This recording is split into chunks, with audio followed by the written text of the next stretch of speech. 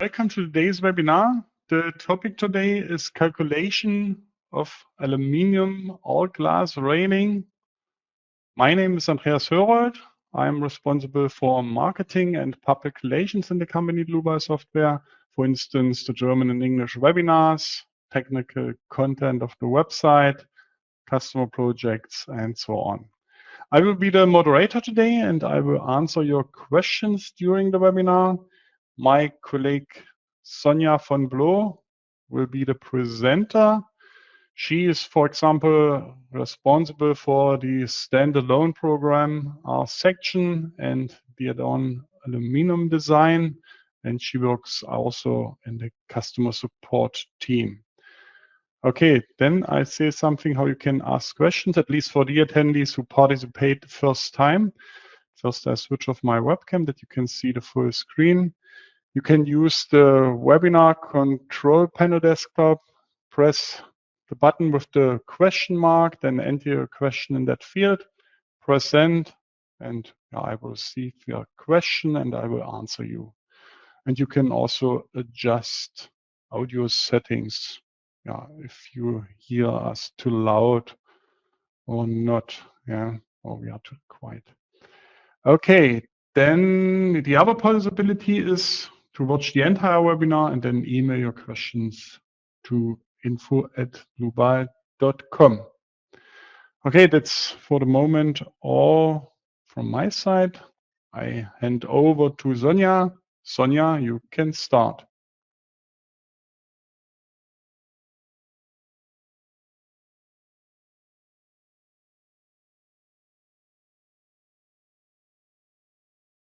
Thank you for the introductory words. A warm welcome from my side as well to today's webinar. I'm pleased to present to you today the structural analysis of a glass aluminum railing. The focus is on an aluminum base profile. This profile is anchored to a supporting surface with screws. The glass panel is fixed in place using clamps within the base profile. Step by step, I will demonstrate how to model the system in RSECTION and RFEM and how to design it using the aluminum design network. I'll compare two different modeling approaches, one using members and the other using surfaces. The goal is not only to show you how the software works, but also to highlight how the modeling approach influences the structural behavior and ultimately the design results.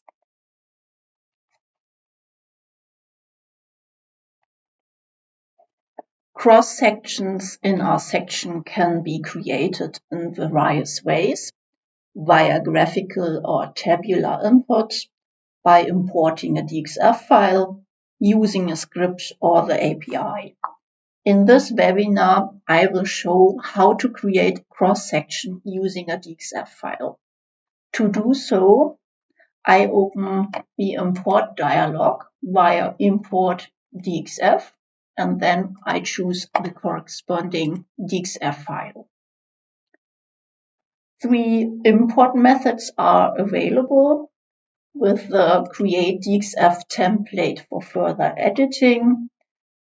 The lines in the DXF file are imported as simple lines.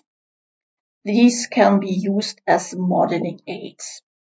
The other import options automatically generate elements. These are required for section classification, effective cross-section calculation, and thin-walled analysis. They are also necessary if the section will later be converted to a surface model in RFEM, as only elements are converted into surfaces. The surface thickness corresponds to the element thickness. I choose the Create DXF template for further editing option and then assign a material from the library. So I open the material library, and then I look for an AW1663. This is already chosen here, so I click on OK, and then the necessary lines will be created. In the base data, I select the analysis method.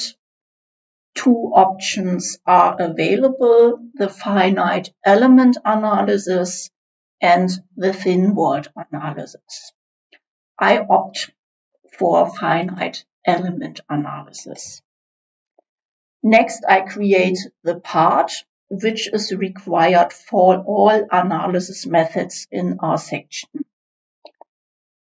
Using the select boundary function, I select an outer contour of the cross-section, and then the part is generated automatically.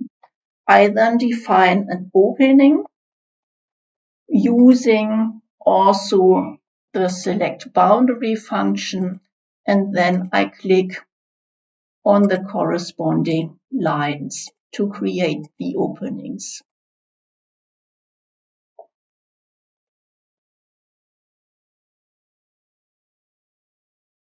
To improve clarity, I hide the parts and the openings in the display navigator. Next, I create elements. This is necessary for cross-section classification and to use the conversion to surfaces.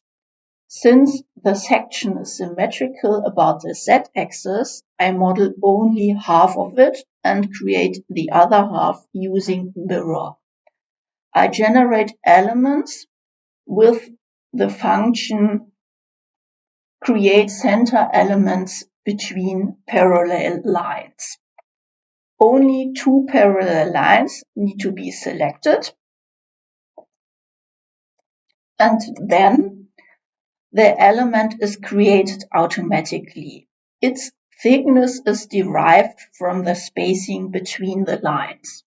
I will do this for all elements now.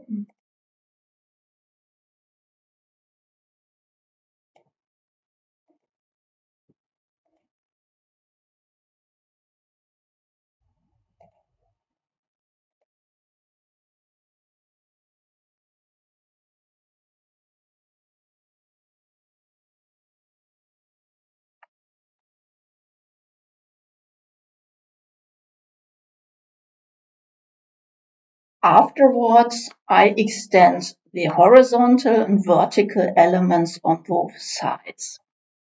For this, I select first the horizontal elements and then the vertical elements, and I use now this function to next line or element. Here I extend both element sides.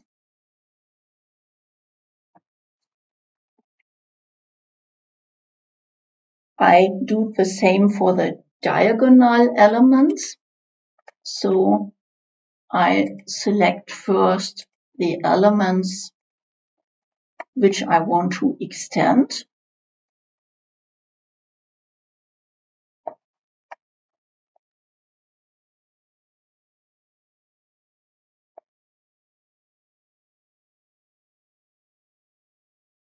And then I choose again this function to next line or element, and I modify both elements sides.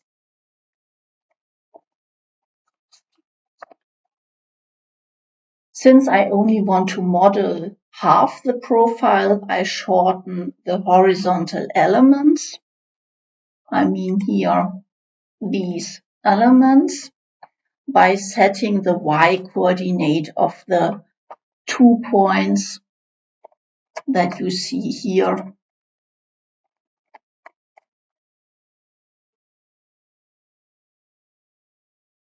to the 0 point.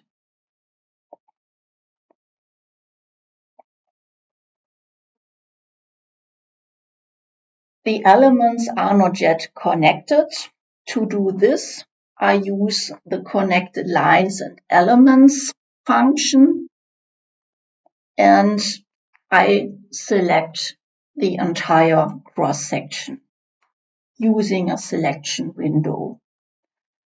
I delete 2 redundant elements, here this element, this. Then I select all elements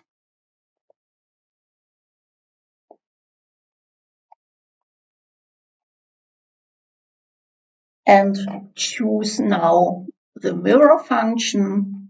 I want to create a copy. Mirroring axis is the z-axis and the point is the 0 point.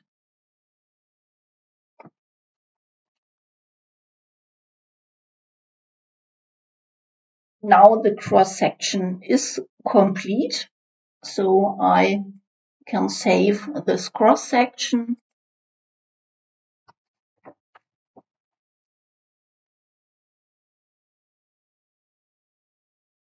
And then I move on to modeling the railing in RFEM.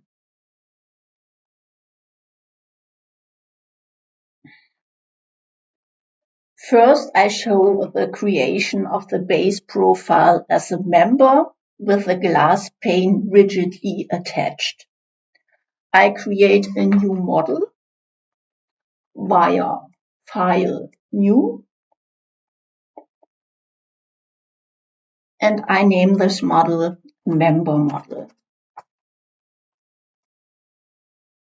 I select the type of model 3D. I then import the aluminum profile via New Cross-Section. I open here the cross-section library from RSECTION, and then I choose here the base profile.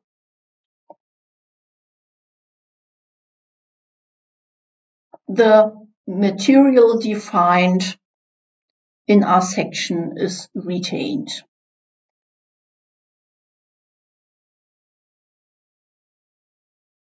I set the work plane to XZ and enable the view a negative Y direction to simplify modeling. The member is created using this function single general. Here I choose this RSECTION, cross-section, and I use the import mode length and direction. Here I define an angle and work plane of 90 degrees and a member length of 1200 millimeter.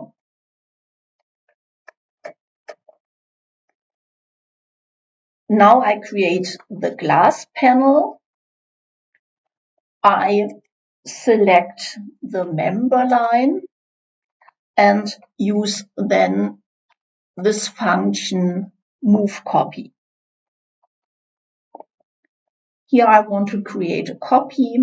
I define a displacement vector in negative Z direction about 900 millimeter, and then I activate the step links option and link lines with surfaces to automatically create the surface.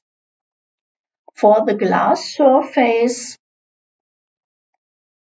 I create a new material, or I have already created it.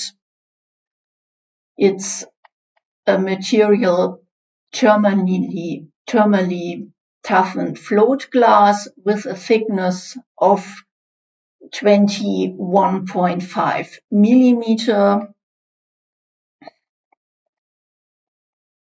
Then I click here on OK, and the glass is created.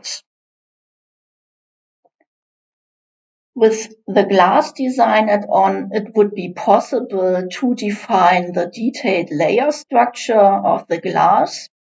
However, since this webinar focuses only on the aluminum-based profile design, I skip this step. At the location where the base profile is anchored to the floor, I create nodes.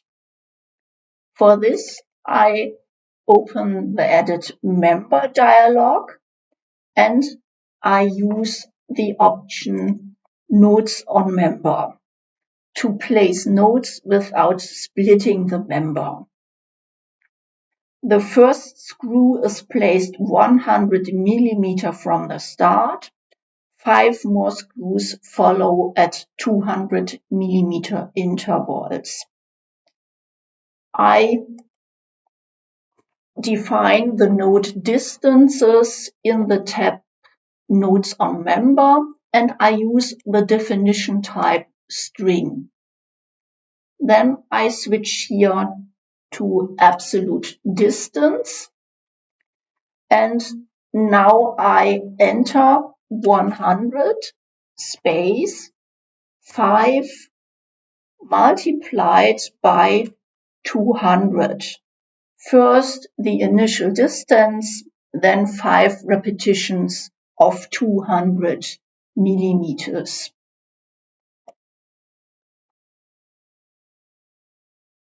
I assign now on these nodes the supports. For this purpose, I select first the nodes, and then I assign nodal supports. Here I create a new nodal support.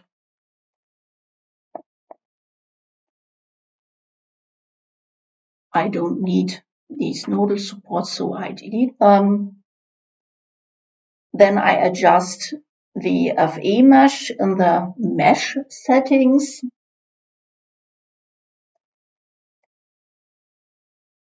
And I want to define a target length of 50 millimeter.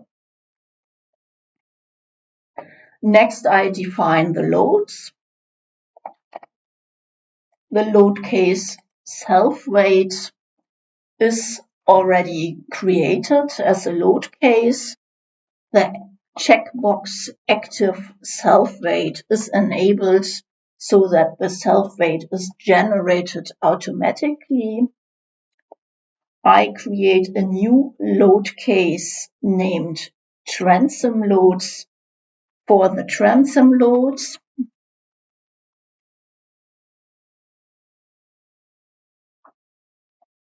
And I assign the load category imposed loads.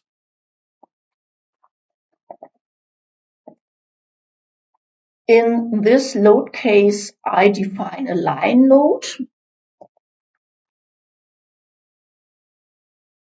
In load direction Y, and with a load magnitude of 1 kilonewton per meter. And I apply this load to the top edge of the glass panel.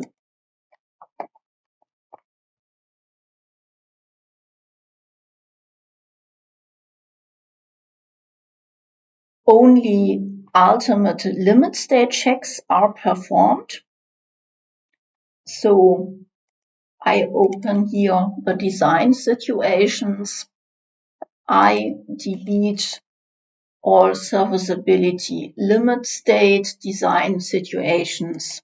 because I only want to do ultimate limit state designs. The railing and loads are now fully defined. Next, I activate the aluminum design add-on in the base data. In the ultimate limit state configuration, I deactivate the stability designs because I only want to do cross-section checks.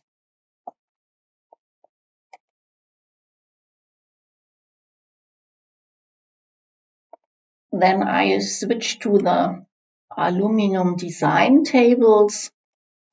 I only want to design member number 1. Now I start the calculation.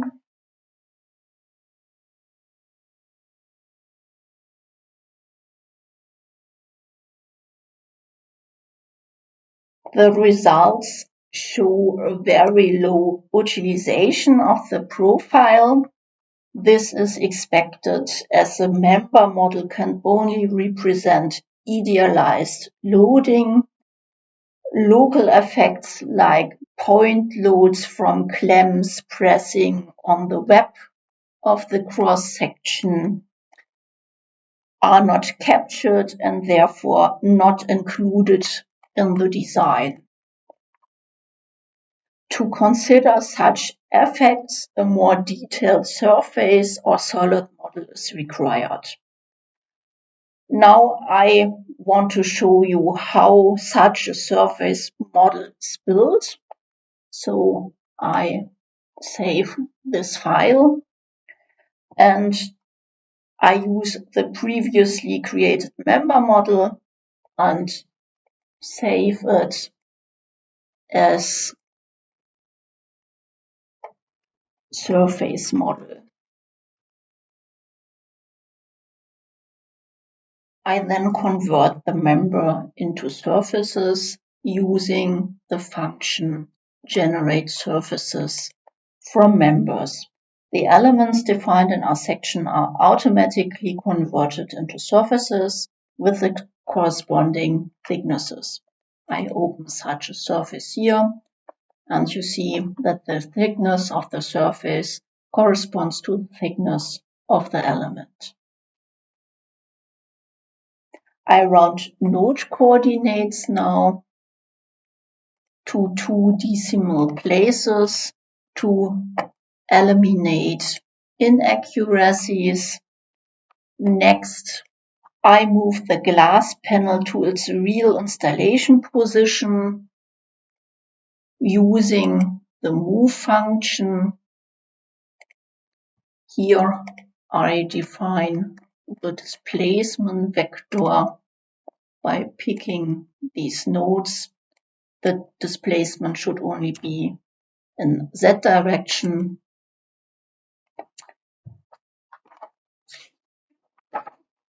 In the 2 bottom surfaces that I now select, I create openings for the screws.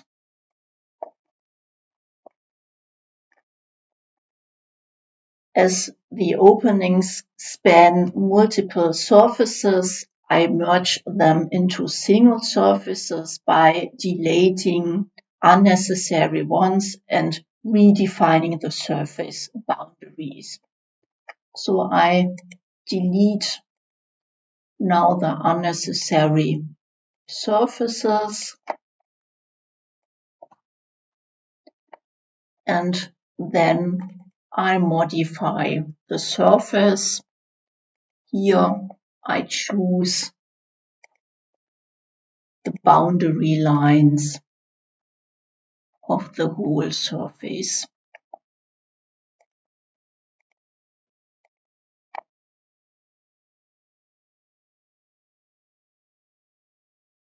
Same for the bottom surface.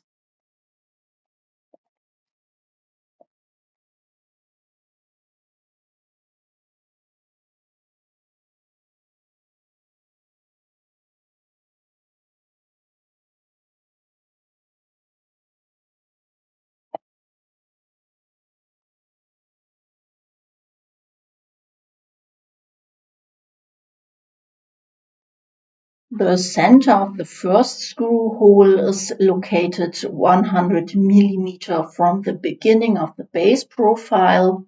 The screw holes are spaced at intervals of 200 millimeter to create the center points of the first hole.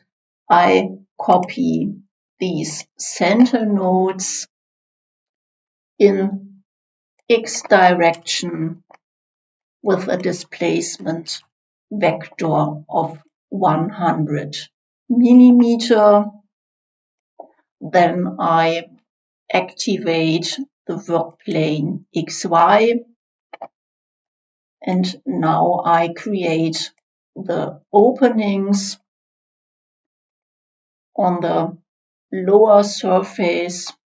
The openings have a radius of 7.5 millimeter, and on the top surface they have a radius of 14 millimeter.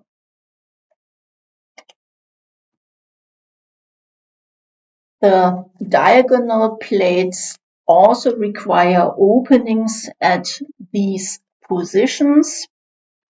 I define boundary lines for them. So I create now the boundary lines for the openings.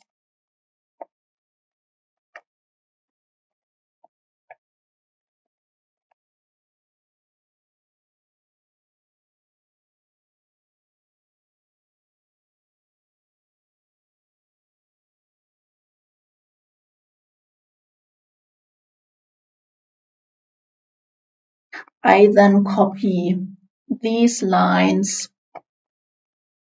and also the openings 5 times in X direction with a displacement vector of 200 millimeter.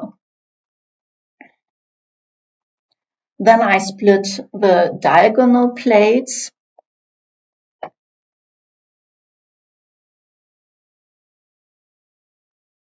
To do this, I first select the diagonal plates, and then I use the function divide surface with intersecting lines. Then all I have to do is to remove the openings.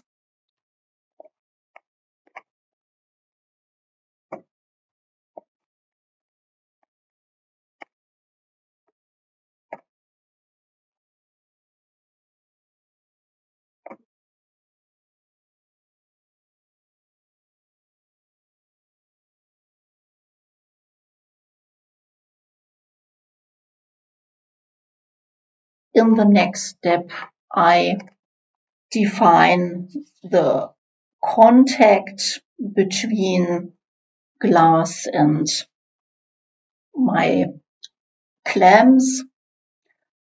The glass pane is fixed at the top and bottom edges using clamps.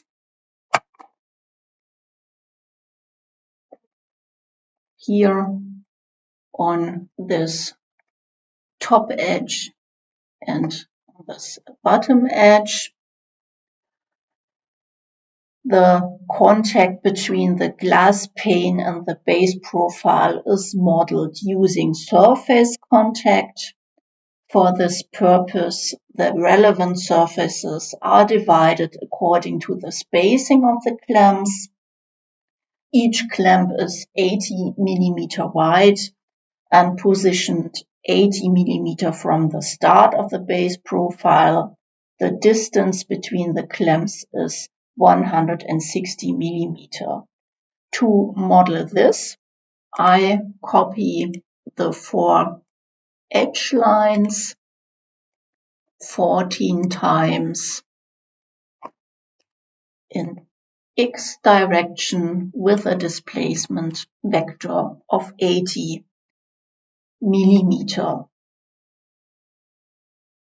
I then divide the surfaces along all intersecting lines. For this purpose, I first select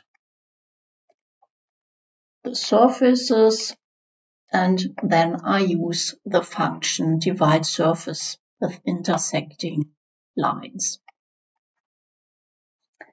Between the positions of the clamps and the glass pane, I define a surface contact that is only active in compression.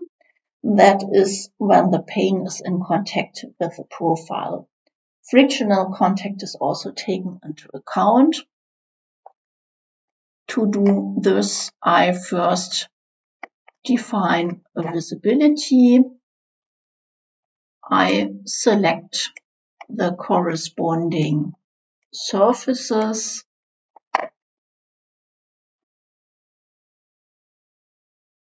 and then I define the surface contact.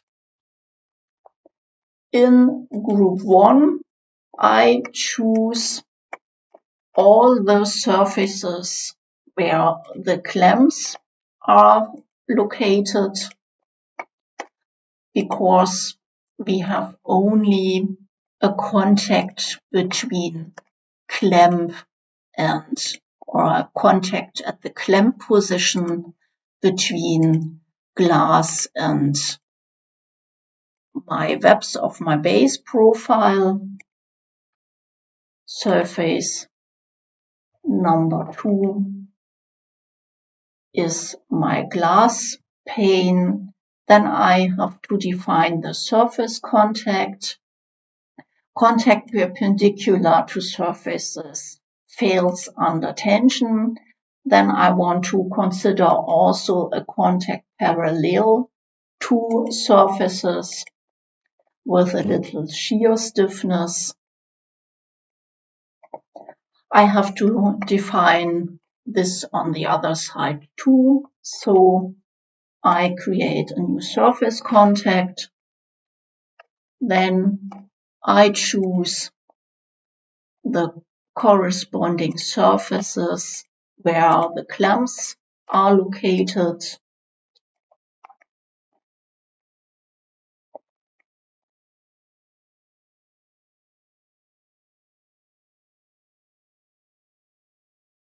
And then the glass pane.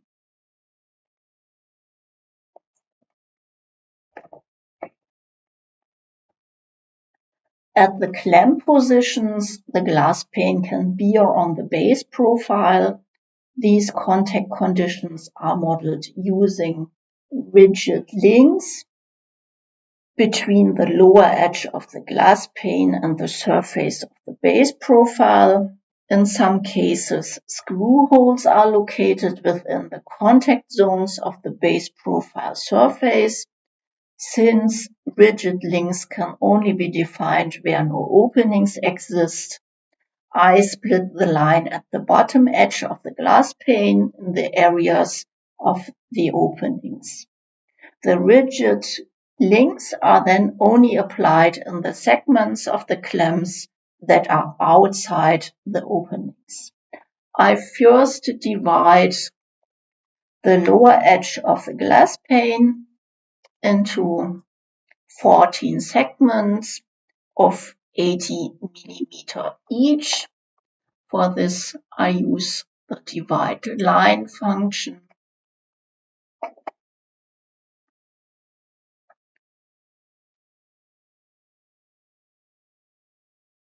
I then copy the arcs of the first 2 and last 2 openings to the elevation of the lower glass edge. The other clamps are located outside the screw openings. For this purpose, I use a visibility, and here I choose the arcs of the first two openings and of the last two openings. Then I copy these arcs to the lower glass pane,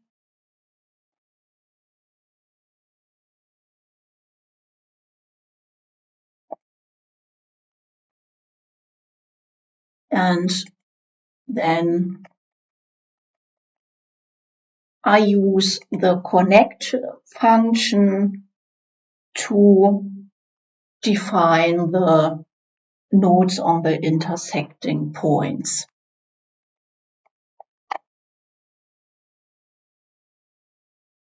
I don't need the arcs anymore, so I delete them.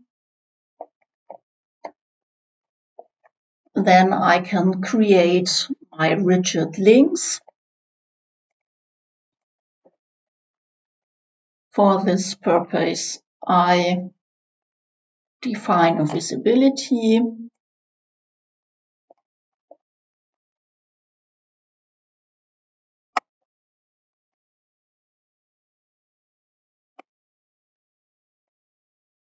And now I define the rigid links. You find them here in the special objects. I create a new rigid link. I want to define a rigid link line to a surface. Then I have to define a line hinge where I activate the hinge in UI. And here I want to use also a nonlinearity fixed if negative, since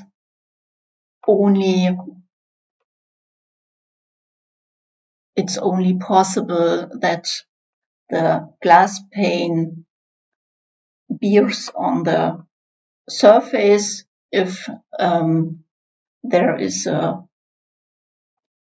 tension force, then there is no contact between the base plate of the profile and the glass clamp. Then I pick the line and the surface.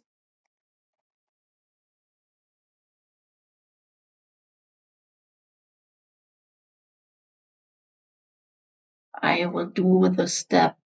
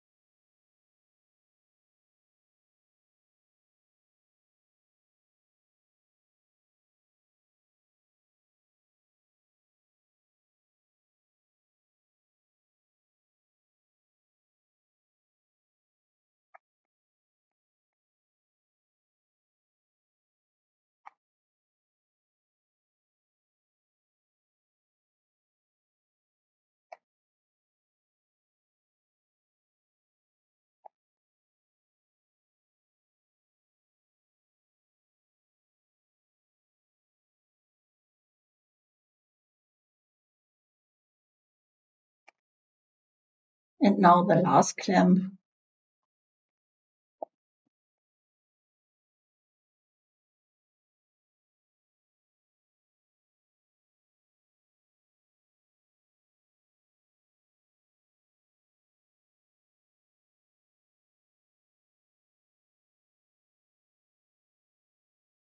The support provided by the screws is modeled at the openings using hinged line supports.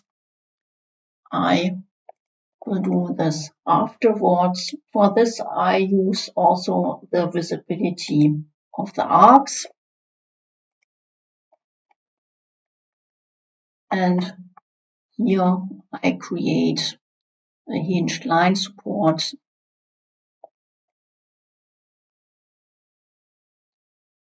on these openings.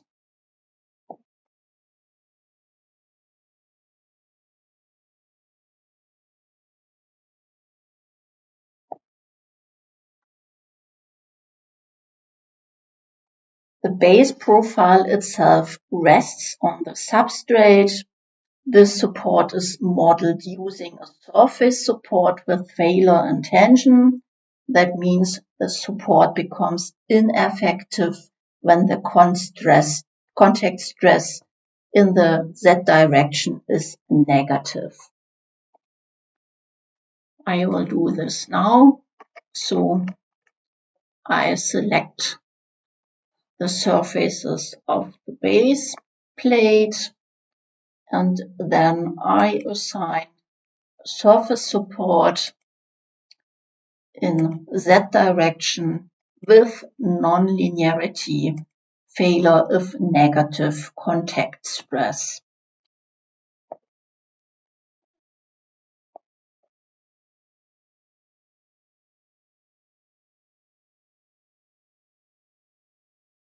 Additionally, the edges of the base profile are supported by line supports, also with the condition failure if PZ is negative, so that these supports are also only active in compression. For this, I select here the two lines and create now a new line support with support condition nonlinearity failure if negative PZ.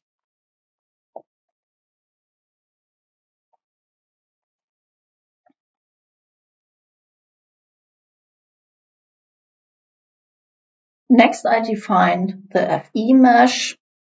I assign a surface mesh refinement to all surfaces of the base profile with a target element size of 4 mm.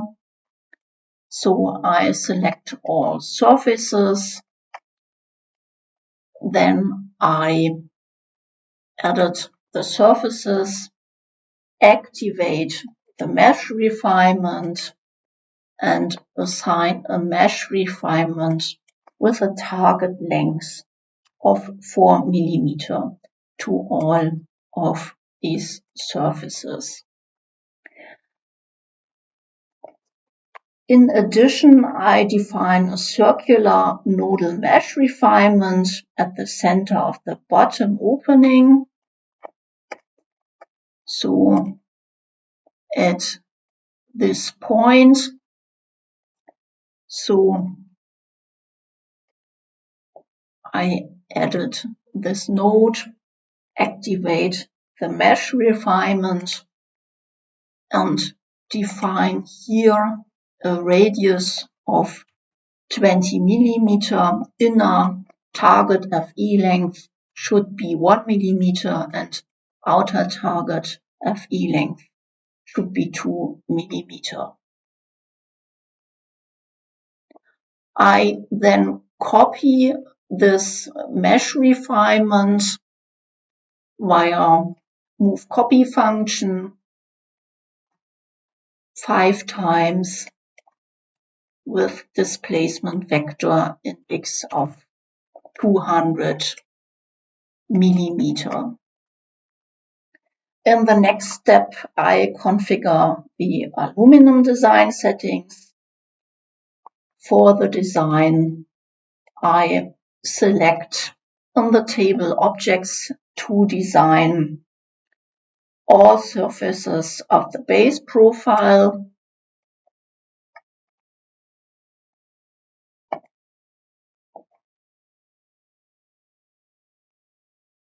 No further settings are required. Since I already performed the calculation in advance, I now open the pre-calculated file.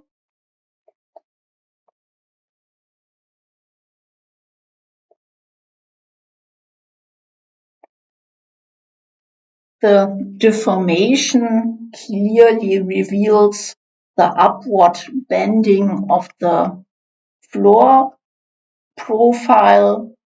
They also illustrate the lifting of the cross-section from the substrate and the restraint provided by the screws. So I will show you only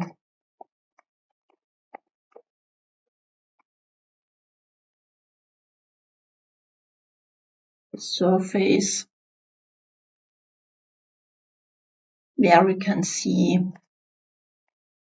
the deformation of the base plate.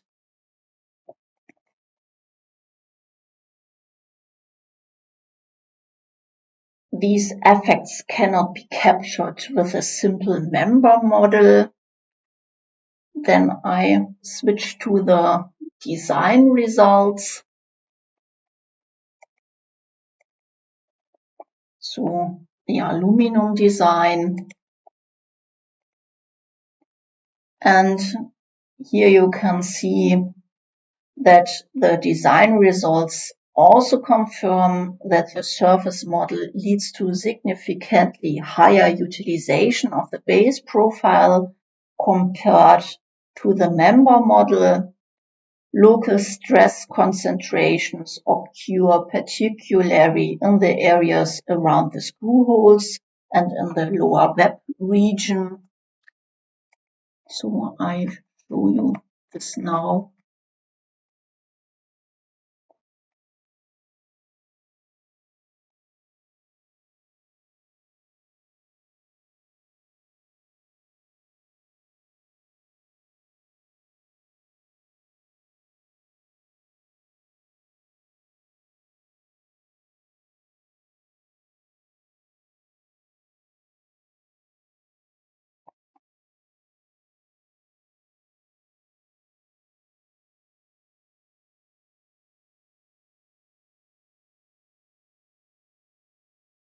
These zones here have a greater material thickness.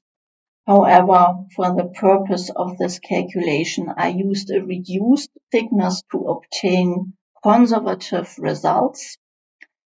It would therefore be advisable to model the component thickness in more detail in these areas in order to achieve more realistic design results.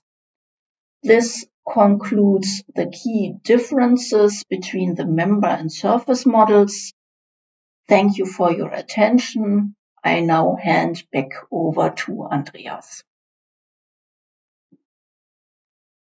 Thank you, Sonja, for your presentation.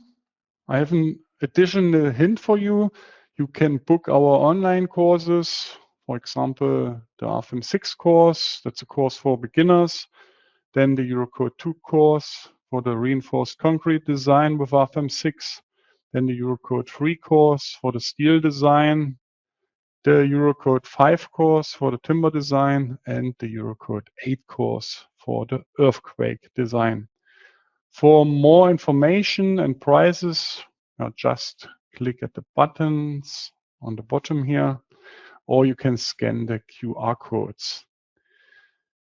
You can get the courses for free, one single course for free when you send us a customer project, and when we have published it, you get such a course for free.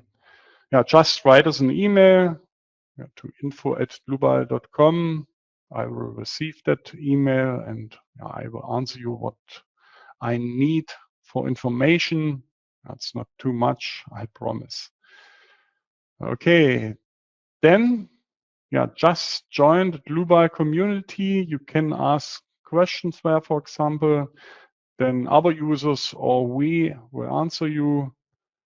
Then you can use the GeoZone tool, the cross-section properties. You can download 3D models from our website. Just explore all our free services.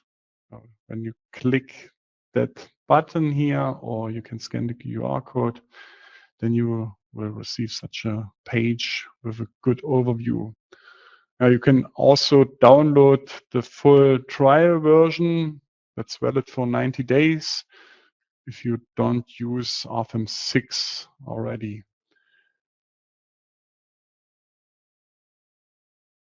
Then you can find more information on our website, dlubal.com.